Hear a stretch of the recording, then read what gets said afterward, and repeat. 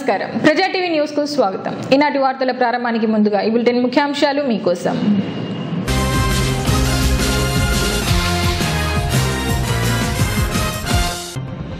నంద్యాలలో ఈ నెల 6వ తేదీన తెలుగుదేశం పార్టీ కార్యాలయం ప్రారంభిస్తున్నామన్న రాష్ట్ర విత్తనాభివృద్ధి సంస్థ చైర్మన్ ఏవి సుబ్బారెడ్డి.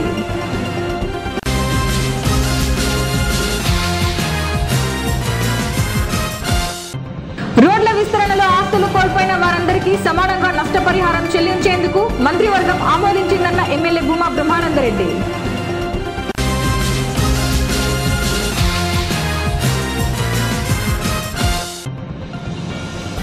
బదిలీపై వెళ్తున్న సిఐ జయరాం నాయుడును సన్మానించిన జొనిటెక్ సంస్థ.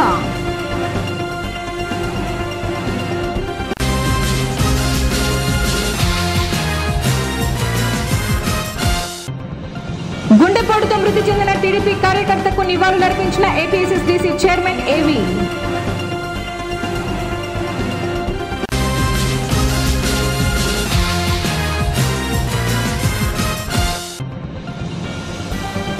ఏపీకి ప్రత్యేక హోదా కావాలని వామపక్షాలు నిర్వహించిన బంద్ విజయవంతం.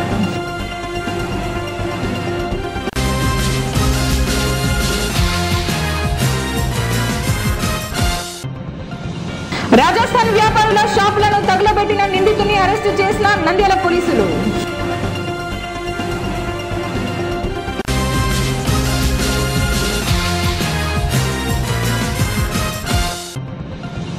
ఆరవ వార్డులో గుండెపోటుతో మృతి చెందిన టీడీపీ కార్యకర్తకు నివాళులర్పించిన ఎమ్మెల్యే భూమా బ్రహ్మానందరెడ్డి.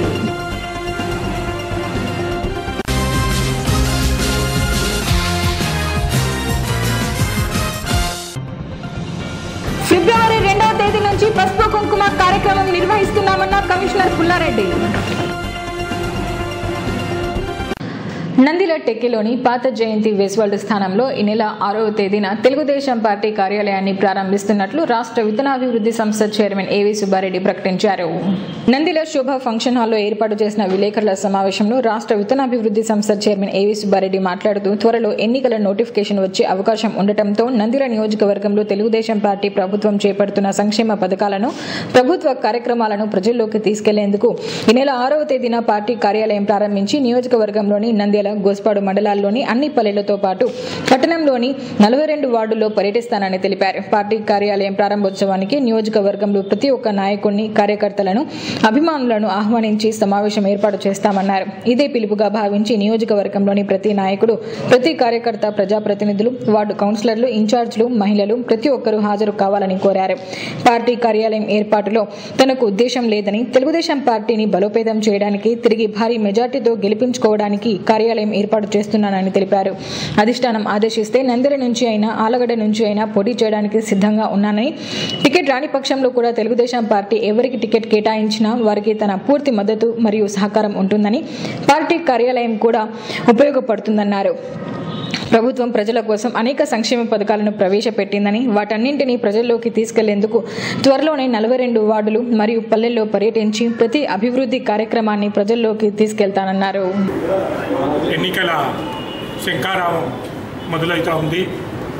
ఈ నెలలోనే నోటిఫికేషన్ వచ్చే అవకాశం కూడా ఉంది. కాబట్టి 6వ తేదీ ఇక్కడ నంద్యాలలో తెలుగుదేశం పార్టీ కార్యాలయం నా వంతు భాగంగా నాకంటూ ఇక్కడ వర్గం ఉంది, పార్టీ కార్యకర్తలు ఉన్నారు.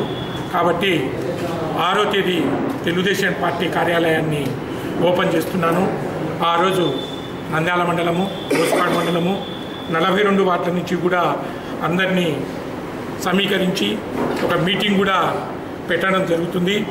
దాని సందర్భంగానే ఈ ప్రెస్ మీట్ కూడా పెట్టడం జరిగింది. ఆఫీస్ కూడా ఇక్కడ మన సిటీ కేబుల్ పక్కనే గతంలో జయంతి వెస్వల్డ్ అని ఉన్నింది, దాన్ని ఆఫీస్గా తీసుకోవడం జరిగింది. కాబట్టి ఇదే పిలుపుగా భావించి నంద్యాల తాలూకాలో ఉన్న కౌన్సిలర్లు అయితేనేమి, లీడర్లు అయితేనేమి, కార్యకర్తలు అయితేనేమి, మహిళలు అయితేనేమి అందరూ కూడా 6వ తేదీ ఉదయం 10 గంటలకు హాజరు కావాల్సిందిగా కోరుకుంటున్నాను. ఇందులో ఏ ఉద్దేశము లేదు.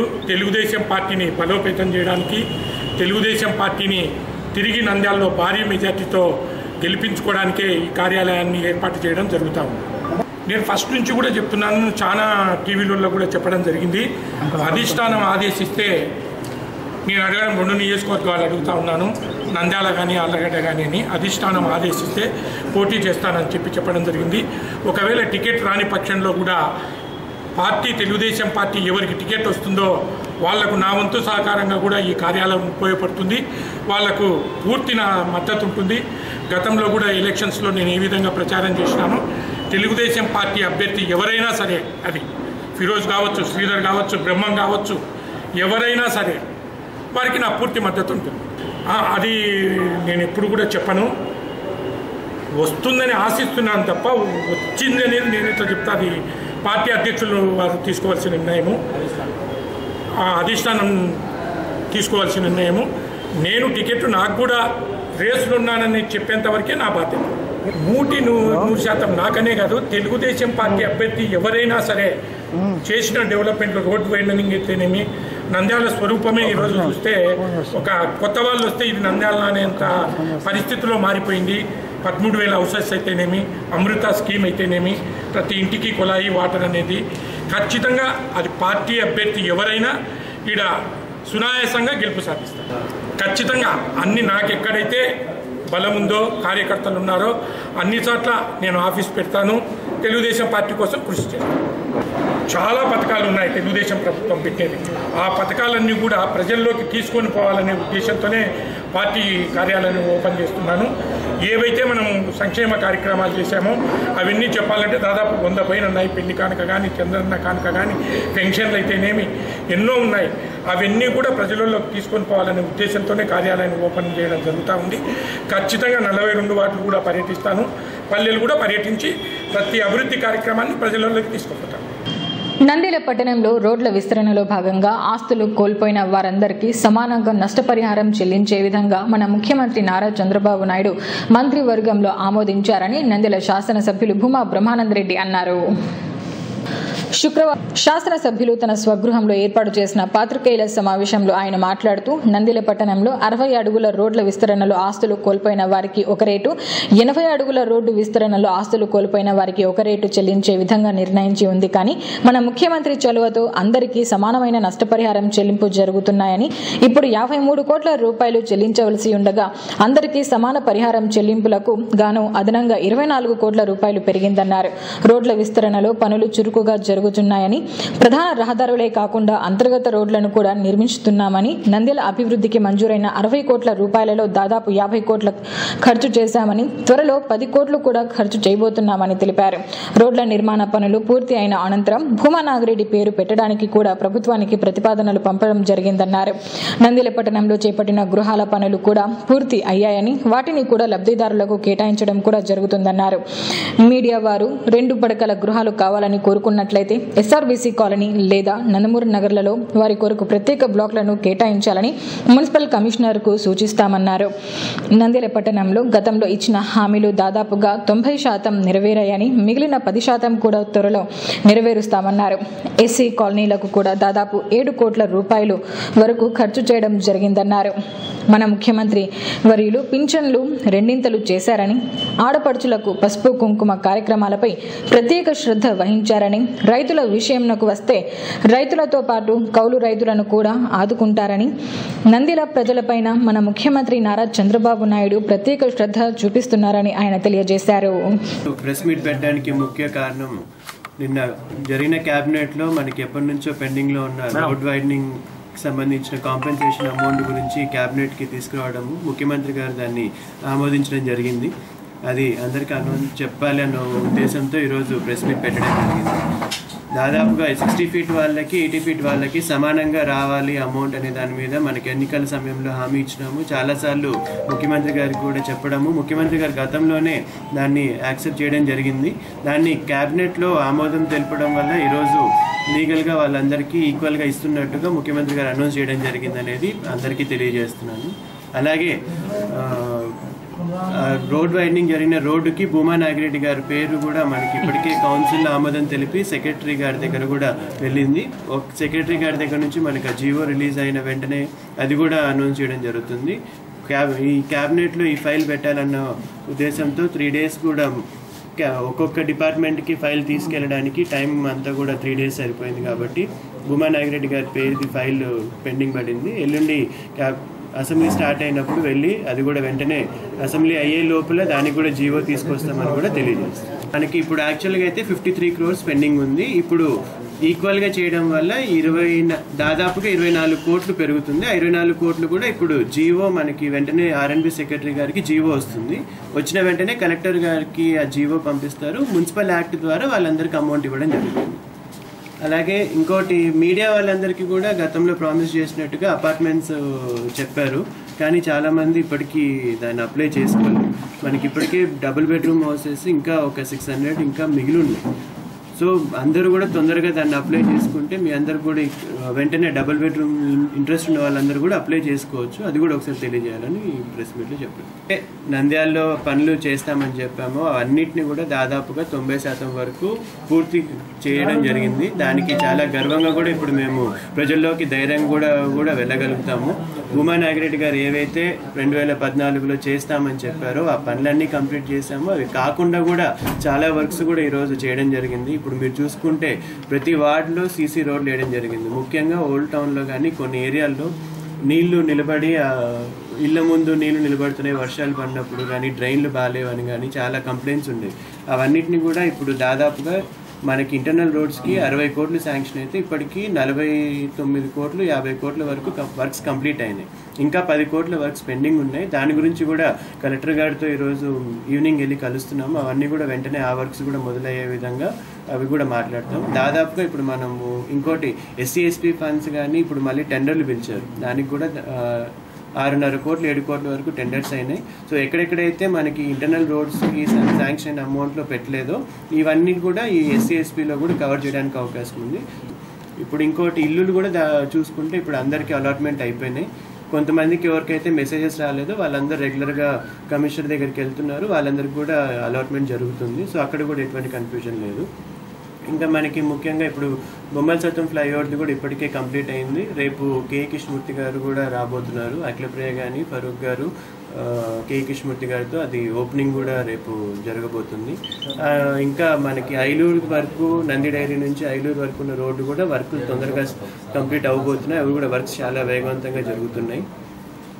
దాదాపుగా ఇప్పుడు రేపు చూసుకుంటే ఇంకా రాష్ట్ర వ్యాప్తంగా ఇప్పుడు మనకి 1000 రూపాయలు ఉన్న పెన్షన్ని 2000కి పెంచిన ప్రోగ్రామ్ కానీ, ఇంకా అలాగే పసుపు కుంకుమ కింద 10,000 రూపాయలు మహిళలకి ఇవ్వబోతున్నారు. అటువంటి ప్రోగ్రామ్స్ కూడా చాలా ప్రెస్టీజియస్గా ఈరోజు రాష్ట్ర ప్రభుత్వం కండక్ట్ చేయబోతుంది. రేపు ఎల్లుండి ఇంకా 4వ తేదీ 3 రోజులు రాష్ట్ర వ్యాప్తంగా ఈ ప్రోగ్రామ్ జరుగుతుంది. అందరికీ భోజనాలు పెట్టి మరి ఇవ్వమని ముఖ్యమంత్రి గారి ఆదేశాల మేరకు అవన్నీ కూడా చేయబోతున్నాము. ప్రజల్లో కూడా ఎక్కడికి వెళ్ళినా కూడా వార్డులలో తిరుగుతున్నప్పుడు చాలా సాటిస్ఫైయింగ్గా ముందు నుంచే చెప్తూ ఉన్నారు. ఇప్పుడు ఈ 2 పథకాలు కూడా వచ్చాయి కాబట్టి ప్రజలు చాలా సంతృప్తిగా ఉంది. విజయవాడకు బదిలీపై వెళ్తున్న ఎక్స్ఎస్సీఐ జయరాం నాయుడును జెనిటర్ సంస్థ సభ్యులు ఘనంగా సన్మానించారు. నంద్యాల పట్టణంలో జెనిటర్ సంస్థ ఏర్పడినప్పటి నుంచి పలు సేవా కార్యక్రమాలలో ఎక్స్ఎస్సీఐ జయరాం నాయుడు తన వంతు సహాయ సహకారాలు అందించారని జెనిటర్ సంస్థ నంద్యాల బ్రాంచ్ ఇన్ఛార్జ్ జాన్ తెలిపారు. జెనిటర్ సంస్థ ద్వారా ఏర్పాటు చేసిన అన్నదాన కార్యక్రమంలో మరియు అనాథలకు చేయు పలు సేవా కార్యక్రమాలలో సిఐ జయరాం నాయుడు సేవలు అందిస్తుంటారని వృత్తిరీత్యా విజయవాడకు బదిలీపై వెళ్తున్న సిఐను సంస్థ సభ్యులు ఘనంగా సన్మానించారు. అంతేకాకుండా నాలో ఉన్నటువంటి నేను గుర్తెరిగినటువంటి తప్పులను కూడా సరిదిద్దుకోవడానికి ఒకసారి గుర్తు చేసినందుకు కూడా ధన్యవాదాలు తెలుపుతున్నాను. తప్పకుండా సరి చేసుకుంటానని కూడా వారికి మాట ఇస్తున్నాను. మనం చేసే ప్రతి చర్య తెలుస్తుంటుంది కాబట్టి సిబ్బంది సిఐ గారికి ఏదైనా గౌరవం వచ్చిందంటే అది సిబ్బందికే చెందుతుంది. నంద్యాల పట్టణంలో గుండెపోటుతో మరణించిన టీడీపీ కార్యకర్త వెంకటరమణకు రాష్ట్ర విత్తనాభివృద్ధి సంస్థ చైర్మన్ ఏవి సుబ్బారెడ్డి నివాళులు అర్పించారు. నంద్యాల పట్టణంలోని 6వ వార్డులో తెలుగుదేశం కార్యకర్త వెంకటరమణ చనిపోయాడన్న వార్త తెలుసుకున్న రాష్ట్ర విత్తనాభివృద్ధి సంస్థ చైర్మన్ ఏవి సుబ్బారెడ్డి ఆయన నివాస గృహానికి వెళ్లి వెంకటరమణ భౌతిక కాయానికి పూలమాల వేసి నివాళులు అర్పించారు. వారి కుటుంబ సభ్యులను ఈ సందర్భంగా ఏవి పరామర్శించారు. చాలా బాధాకరమైన విషయం. ఎందుకంటే ఆయన పార్టీలకు అతీతంగా కూడా ఎప్పుడైనా సరే మా వెంట నడిచాడు. భూమానాయుడు వెంట, నా వెంట. మేము ఈ పార్టీలో ఉంటే ఆ పార్టీలో ఉంటూ మాకెంతో అండదండలుగా రాజకీయంలో ఉన్నాడు. అటువంటి వ్యక్తి మృతి చెందడము చాలా బాధాకరమైన విషయము. వారి ఆత్మకు శాంతి కలగాలి, వాళ్ళ కుటుంబానికి దేవుడు మనోధైర్యం ఇవ్వాలని మనసారా ఏపీకి ప్రత్యేక హోదా కావాలని శాంతియుతంగా నిరసన తెలుపుతుంటే పోలీసులు అక్రమంగా అరెస్టు చేశారని సిపిఐ నాయకులు విమర్శించారు. ఏపీకి ప్రత్యేక హోదా విభజన చట్టంలో పొందుపరిచిన వాటిని అమలు చేయాలని కోరుతూ ప్రత్యేక హోదా సాధనా సమితి సిపిఐ పార్టీ ఆధ్వర్యంలో రాష్ట్ర బంద్లో భాగంగా నంద్యాల పట్టణంలో బంద్ ప్రశాంతంగా జరిగింది. ఈ కార్యక్రమంలో సిపిఐ నాయకులు బాబా ప్రకృద్దీన్, ప్రసాద్, చౌడప్ప, షరీఫ్ బాషా, బాల వెంకట్ తదితరులు పాల్గొన్నారు. అనంతరం వారు మాట్లాడుతూ రాష్ట్రానికి ప్రత్యేక హోదా, ప్రత్యేక ప్యాకేజీ, కడప ఉక్కు పరిశ్రమ, విశాఖ రైల్వే జోన్ తదితర డిమాండ్లతో బంద్ నిర్వహించడం జరిగిందన్నారు. శాంతియుతంగా నిరసన తెలుపుతుంటే పోలీసులు అరెస్టు చేయడం దుర్మార్గమైన చర్య అన్నారు. రాష్ట్ర వ్యాప్తంగా నరేంద్ర మోడీ గతంలో తిరుపతిలో రాష్ట్రానికి ప్రత్యేక హోదా, విభజన హామీలు అమలు చేస్తానని హామీ ఇచ్చి 4.5 సంవత్సరం కావస్తున్నా నేటి వరకు వాటి ఊసే ఎత్తకపోగా ఈరోజు కేంద్రంలో ఓన్ అకౌంట్ అనే బడ్జెట్ పెట్టి చివరి బడ్జెట్గా ఈరోజు వాళ్ళు ప్రకటిస్తున్నారు. ఇప్పటి వరకు రాష్ట్రానికి రావాల్సిన బకాయిల్ని కూడా వారు నిధులు విడుదల చేసి తిరిగి వెనుకలు తీసుకు జరుగుతుంది. కాబట్టి ఇందుకు నిరసనగా సిపిఐ ఇతర ప్రజా సంఘాల ఆధ్వర్యంలో రాష్ట్ర వ్యాప్తంగా బంద్ చేయడం జరిగింది. అందులో భాగంగానే నంద్యాల పట్టణంలో ఉదయం 6 గంటల నుండి బంద్ చేయడం జరుగుతుంది. ఇంతవరకు గతంలో నరేంద్ర మోడీ మన రాష్ట్రానికి వచ్చి మేము ఈ హామీలన్నీ అమలు చేస్తామని చెప్పారు. అదిగాక మొన్న 350 కోట్లు ప్రకటించి అది కూడా వెనక్కి తీసుకున్నారు. కాబట్టి 5 కోట్ల ఆంధ్రులను మోసం చేసి నట్టెట ముంచిన నరేంద్ర మోడీని రాబోయే ఎన్నికలో గోతి తీసి పూడ్చిపెట్టాలని చెప్పి సిపిఐ పార్టీగా మేము డిమాండ్ చేస్తూ ఆధ్వర్యంలో రాష్ట్ర బంద్కు పిలుపునియడం జరిగింది. ముఖ్యంగా కేంద్ర ప్రభుత్వానికి మేము ఒకటే హెచ్చరిస్తున్నాము. మీరు ఏదైతే ఆనాడు మరి విభజన చట్టంలో పొందుపరిచిన వాటిని అమలు చేయలేదో, అదేవిధంగా హామీలు ఇచ్చిన వాటిని అమలు చేయలేక ఇప్పటికి 4.5 సంవత్సరం అయింది. ఇప్పుడు 3 నెలలు 4 నెలల్లో ఎలక్షన్లు వస్తున్నాయి. కాబట్టి మేము చెప్తున్నాము, మా రాష్ట్ర 5 కోట్ల ప్రజలను మీరు మోసం చేసే పద్ధతి మానుకోవాలి.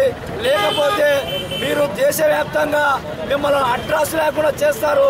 కేంద్రంలో పరిపాలిస్తున్నటువంటి బీజేపీ ప్రభుత్వం నరేంద్ర మోడీ గారు ఆంధ్రలో ఆరాధన దైవమైనటువంటి శ్రీ వెంకటేశ్వర స్వామి సాక్షిగా ఆంధ్రప్రదేశ్కు విభజనలోని హామీలను మరియు ప్రత్యేక హోదాను ఇస్తానని చెప్పి ఆంధ్రప్రదేశ్ ప్రజల్ని మోసం చేయడం జరిగింది. అందుకు నిరసనగా ఈరోజు ఈ యొక్క కార్యక్రమం చేస్తున్నాము. మరి ముఖ్యంగా నరేంద్ర మోడీ గారు ప్రభుత్వం ఏర్పాటు చేసి ఇప్పటికి 4.5 సంవత్సరం దాటిపోయింది. అయినా కానీ ప్రజలకు ఏమీ మేలు జరగడం లేదు. నంద్యాల పట్టణంలో రాజస్థాన్ వ్యాపారుల షాపులను తగలబెట్టిన నిందితుడిని అదుపులోనికి తీసుకున్నామని డీఎస్పీ గోపాలకృష్ణ తెలిపారు. డిసెంబర్ నెల 13వ తేదీ అర్ధరాత్రి నంద్యాల చిత్తలూరు వీధిలోని శ్రీదుర్గా బ్యాంగిల్ స్టోర్ షాప్కు పెట్రోల్ పోసి నిప్పంటించిన కేసులో కాళీచరణ్ అనే నిందితుడిని అరెస్ట్ చేశామని డీఎస్పీ గోపాలకృష్ణ తెలిపారు. ముద్దాయి తనకు తానుగా పట్టణంలోని రాజస్థాన్ వ్యాపారుల దుకాణాలకు నిప్పంటించానని ఒప్పుకున్నాడని డీఎస్పీ తెలిపారు. కార్యక్రమంలో 1 town CI Riyaz Ahmed, 3 town CI Sudarshan Prasad మరియు సిబ్బంది పాల్గొన్నారు. 27/10/2018 రాత్రి RK home needs, Maruti electrical shops అని 2 షాపులు అగ్ని ప్రమాదానికి గురైనాయి. ఓనర్సు అది ఏదో షార్ట్ సర్క్యూట్ అయి ఉంటుంది అనే అనుమానంతో అప్పుడు రిపోర్ట్ ఇవ్వలేదు. తర్వాత 8/12/2018 మారుతి ప్లైవుడ్స్ అనే షాప్ కూడా కాల్చినారు.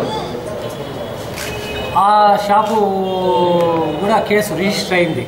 తర్వాత 13/12/2018 తేదీ 8 షాపులు రాజస్థాన్ సంబంధించినటువంటి 8 షాపులు తగలబడినాయి. ఎవరో వ్యక్తులు కాల్చినారని ఫస్ట్ ఫిర్యాదు అందింది. ఆ ఫిర్యాదును విచారించి ఇన్వెస్టిగేషన్ చేసినాము. ఇన్వెస్టిగేషన్లో క్రైమ్ కానిస్టేబుల్ దానికి కాల్చిన వ్యక్తి Kalicharan son of Sridhar Kumar Veeranna colony SR Nagar Nunepalli Nandyal అని గుర్తుపట్టినారు క్రైమ్ కానిస్టేబుల్స్. వాళ్ళు ఎంబడి ఇంటి దగ్గర వాళ్ళని పట్టుకోలేకి ప్లాన్ చేస్తే వాళ్ళు ముందేగా కనుక్కొని పోయి పట్టుకొని పోలీసు వాళ్ళు తంతారంటానని చెప్పేసి భయపడి విఆర్ఓ దగ్గరికి పోయి తన నేరం ఒప్పుకొని నేనే చేసినాను, దీంట్లో ఎవరికి సంబంధం లేదు, దీనిలో అతనికి వ్యాపారం నష్టం వస్తూ ఉంది, ఎలక్ట్రికల్ షాపులలో వాళ్ళు రాజస్థాన్ ఎలక్ట్రికల్ షాపులంటే లాభాలు తీసుకొచ్చుకుంటూ ఉన్నారు, నాకు చాలా నష్టం వస్తూ ఉంది అని ఇండివిజువల్గా అతనికి సపోర్ట్ ఏమీ లేదు. అతను తలుచుకొని ఎవరి ప్రోద్బలము లేకుండా ఎవరికి చెప్పకుండా అతనే ఈ 3 టైంలు ఫస్ట్ టైము 10వ నెలలో 2 షాపులు కాల్చినాడు, 12వ నెలలో 1 షాపు కాల్చినాడు, 12వ నెలలో 13వ తేదీ 8 షాపులు కాల్చినాడని అతనే ఒప్పుకున్నాడు.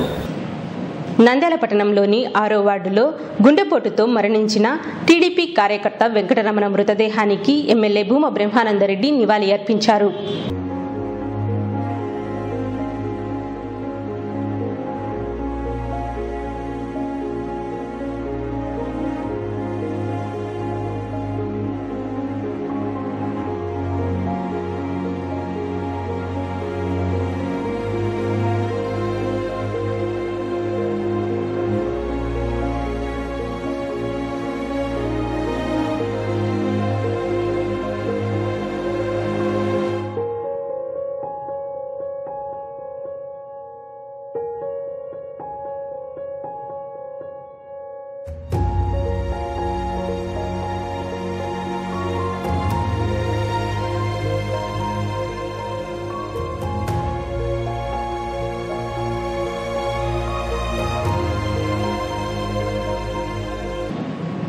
ఫిబ్రవరి 2, 3, 4 తేదీలలో పసుపు కుంకుమ కార్యక్రమం నిర్వహిస్తున్నామని కమిషనర్ పుల్లారెడ్డి తెలిపారు.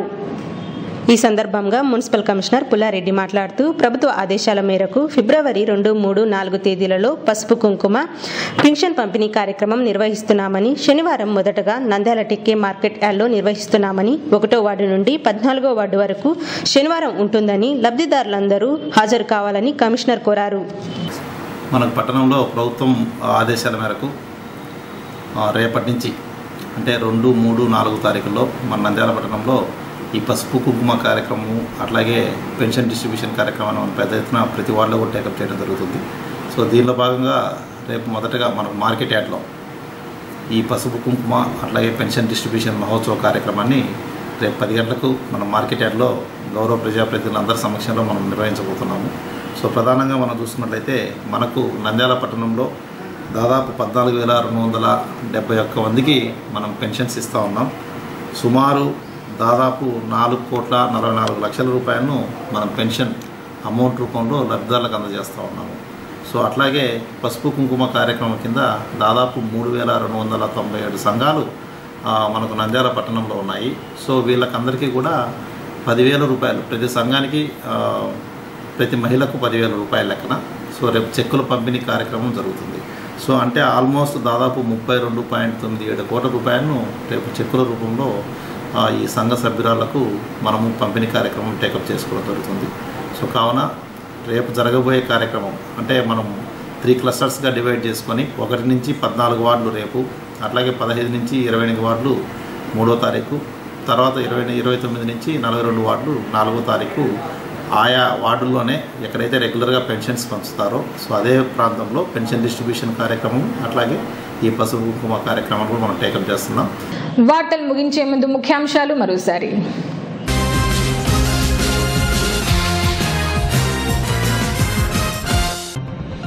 నంద్యాలలో ఈ నెల 6వ తేదీన తెలుగుదేశం పార్టీ కార్యాలయం ప్రారంభిస్తున్నామన్న రాష్ట్ర విత్తనాభివృద్ధి సంస్థ చైర్మన్ ఏవి సుబ్బారెడ్డి.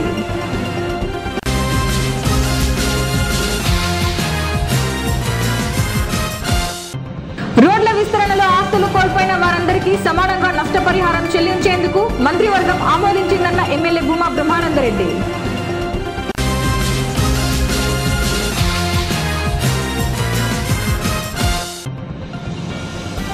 బదిలీపై వెళ్తున్న సిఐ జయరాం నాయుడును సన్మానించిన జెనిటర్ సంస్థ.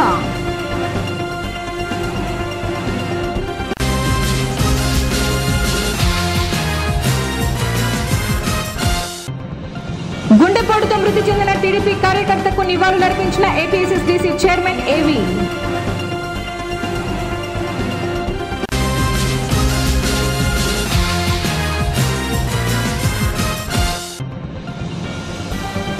ఏపీకి ప్రత్యేక హోదా కావాలని వామపక్షాలు నిర్వహించిన బంద్ విజయవంతం.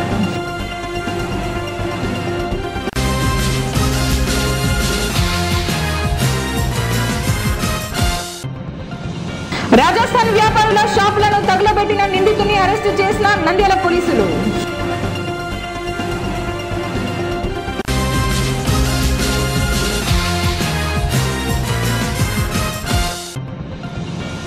వార్డులో గుండెపోటుతో మృతి చెందిన టీడీపీ కార్యకర్తకు నివాళులర్పించిన ఎమ్మెల్యే భూమా బ్రహ్మానందరెడ్డి.